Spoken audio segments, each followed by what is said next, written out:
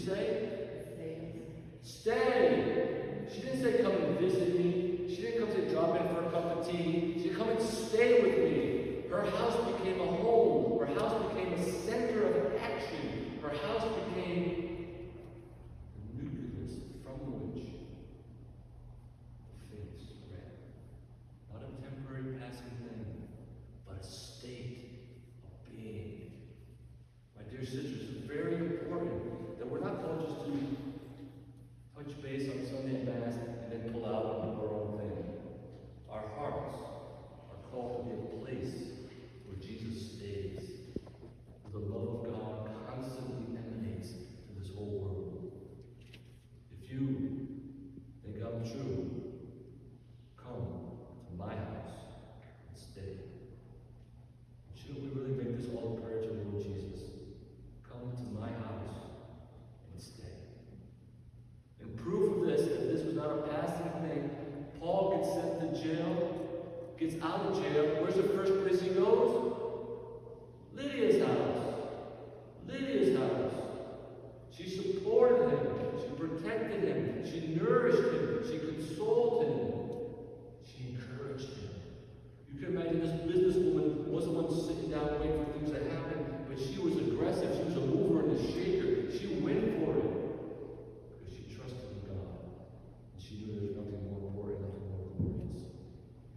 So my dear sisters, that's why at Sophia's inspiration that St. Lydia is the patron of this woman's movement. Because isn't she a perfect example for what we need today? Not this false humility, oh, I can't say anything, or I can't do anything, or who am I? But rather, who am I? I need to do something. I need to contribute. I need to build up. I've been given a gift. I've been given a grace. My life, my femininity is powerful. Not to be ashamed of or second best to anything, but uniquely and glorious, powerful for the transformation of lives and the culture. Pope Benedict refers to St. Lydia in one of his encyclicals as a worthy example of faith, recognizing that she was the first person baptized on the European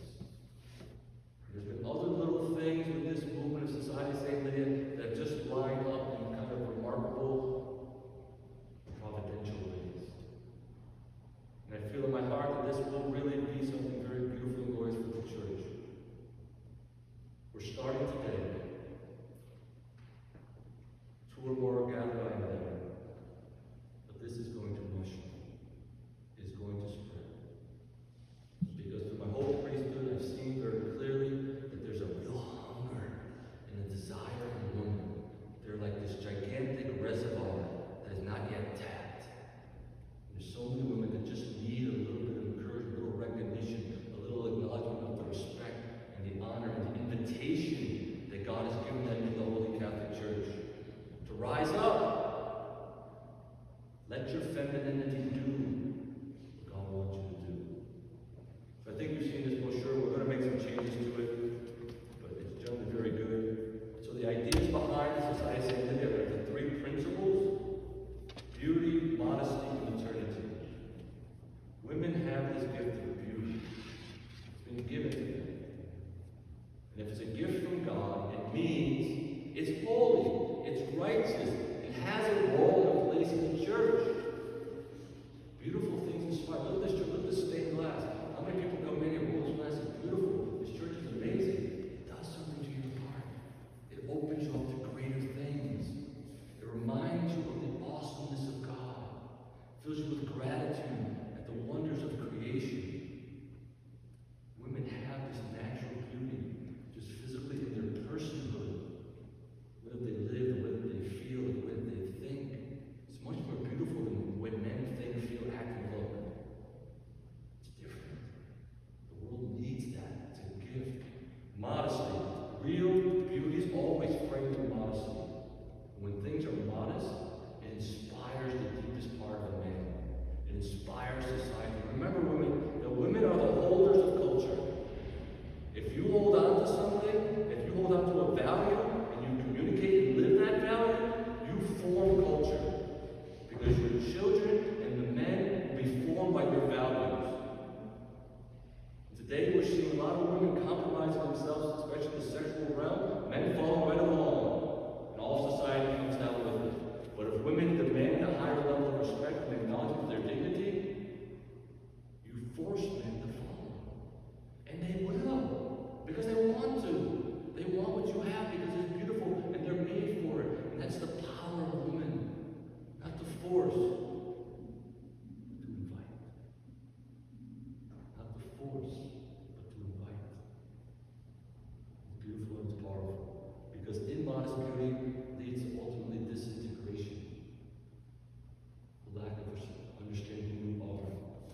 And in the end, it leads to loneliness. Because you're not recognizing your dignity, your honor. You think you have to be something other than you are. No. Beautiful modesty is powerful. And maternity. All women are called to give birth. Some physically, but all spiritually. You could be like Lydia. You're called to be like Lydia.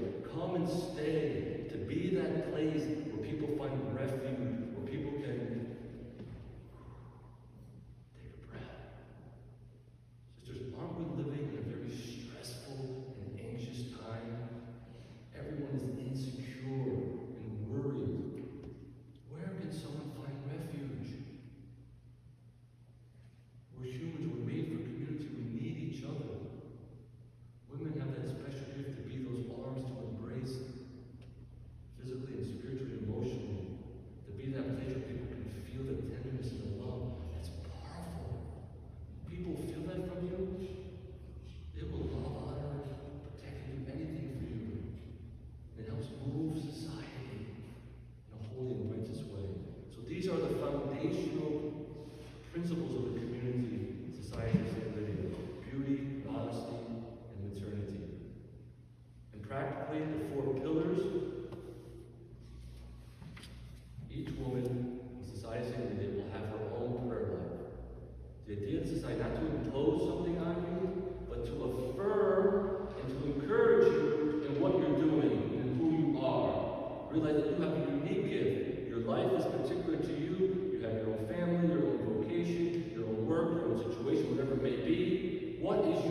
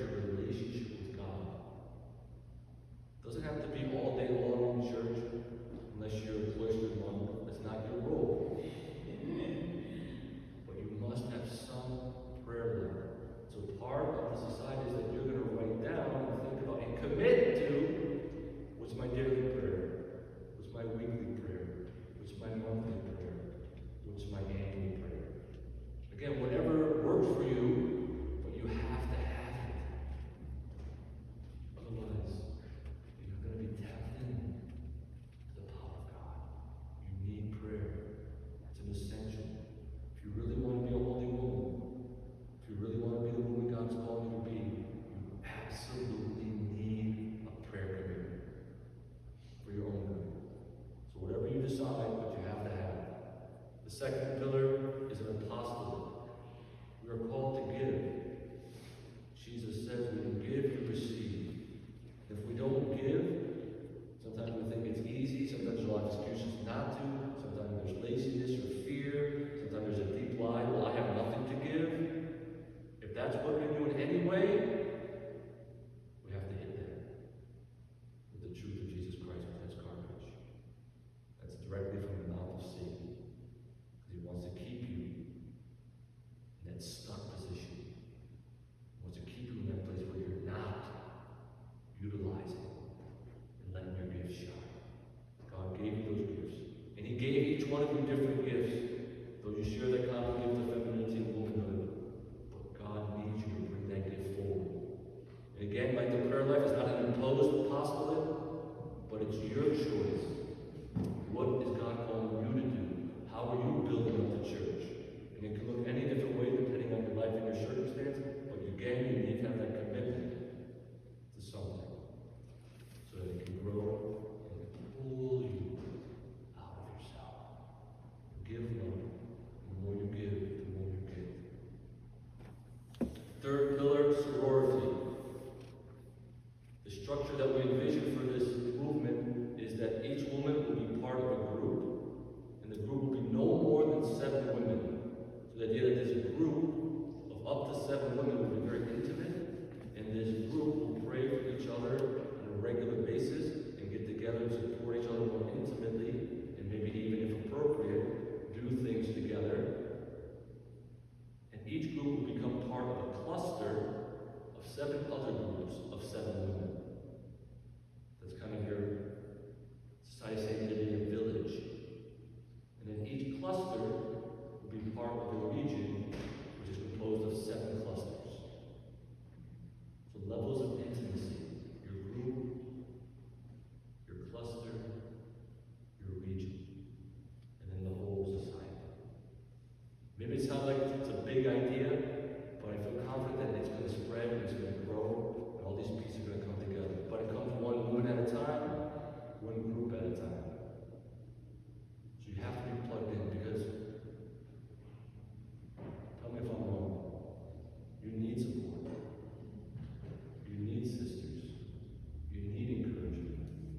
You need someone to pray with you and for you. You need a place where you belong. You need a place where you can open up. You need a place in people that you can be encouraged. We're made for this. We need this. You need this. And the final one is witness. A number of people have talked to me about this idea of the prayer shawl, different ways we're comfortable with it. Just want to clarify and change a little bit what we have written here. So we have this beautiful prayer shawl which was designed. I think some of you have seen it, some of you haven't already. This is the logo of Society of St. Lydia. It just has the priests, the friars, and the nuns have a habit that signifies their consecration. This little prayer shawl is very light and kind of silky to the indication that you've made a decision, that you've consecrated yourself, that you belong to something, that you witness to this. You're not just sitting in the pews writing along, but you're starting to drive the bus.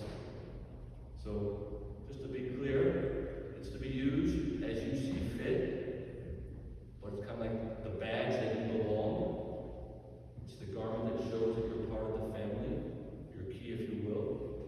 And I've noticed that recently the number of people who like to wear the shawls over their head. That's fine if you want to do that. If not, that's fine. If you want to wear it over your shoulder, that's fine. If you want to wear it over your arm or wherever else, or tie it to your purse, or however you want to do it, and whenever you want to do it. But to have this as, I've consecrated, I made a decision. I want to follow the Lord more explicitly. And I want to share this with others. Because I see the society moving primarily by word of mouth. They see you, they like how you live, they want to be supported, they want to grow in their faith. So they ask you, you tell them, you invite them. So that is basically the structure and the idea idea behind the Society of St. Lydia. So what I'd like to do now